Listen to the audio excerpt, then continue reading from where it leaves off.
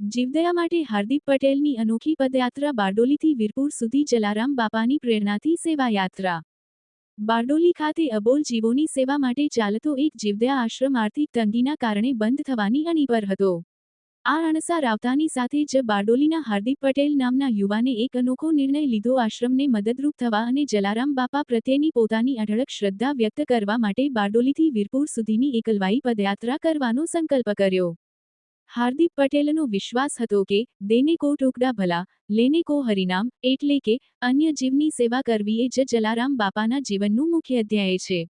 આ જ વિચાર સાથે તેમણે સેંકડો કિલોમીટરની પદયાત્રા શરૂ કરી, આશા રાખી કે આ યાત્રા દરમિયાન જલારામ બાપાના આશીર્વાદથી આ જીવદયા આશ્રમને કોઈને કોઈ રીતે સહાય અને માર્ગદર્શન મળશે। હાર્દિક પટેલે આ સમગ્ર યાત્રા નિસ્વાર્થ ભાવથી, એકલા હાથે, જલારામ બાપાના નામનો જાપ કરતા પૂર્ણ કરી। આજે તેઓ વીરપુર પહોંચીને બાપાના ચરણોમાં નમન કરી આવ્યા છે। તેમની આ ભક્તિ અને સેવા ભાવનાથી ભરેલી પદયાત્રા અનેક લોકો માટે પ્રેરણારૂપ બની છે। ભાગ્યેશ ડોબરિયા, ન્યૂઝ 14 વીરપુર જલારામ। જય જલારામ। મારું નામ હાર્દિક પટેલ છે અને બારડોલી આઈ એમ હ્યુમન ચેરિટેબલ ટ્રસ્ટના પ્રમુખ તરીકે હાલ કાર્યરત છું।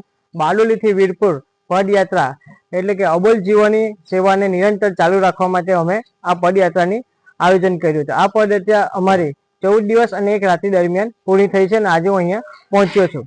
અમારે આ જીવદયા આશ્રમને ચાલુ રાખવા માટે 226 દાતાઓની જરૂર છે। 226 દાતાઓ એટલા માટે કે બાપાનો જન્મ ઉત્સવ પણ 226માં છે। 226માં 121 એવા દાતાઓ જે મહિને $31 ની મદદ કરે અને 105 એવા દાતાઓ કે જે દર મહિને 1000 રૂપિયાની મદદ કરીને અમને અબોલ જીવોની સારવારમાં મદદરૂપ થાય। એ સરકમના હેતુથી હું આ બારડોલીથી વીરપુર પદયાત્રાએ બાપાની અસીમ કૃપાએ જલારામ બાપાના ધામ પહોંચ્યો છું આજે। જય જલારામ।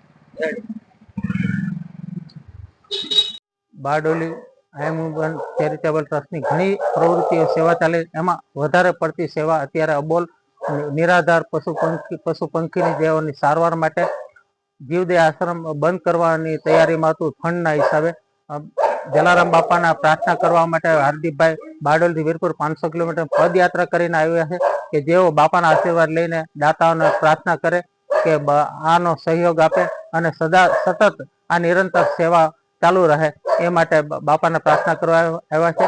અને આઈ એમ હ્યુમન ચેરિટેબલ ટ્રસ્ટની ઘણી સેવાઓ છે। કોરોના કાળમાં રોટી બેંક અને આ નિરાધાર પશુ પંખી સેવા કરી રહ્યા છે અને સતત ચાલુ રહે એ માટે અમે પણ બાપાને પ્રાર્થના કરીએ કે એની સેવા ચાલુ રહે અને દાતાનો સહયોગ મળી રહે, એના માટે પ્રાર્થના। જય જલારામ।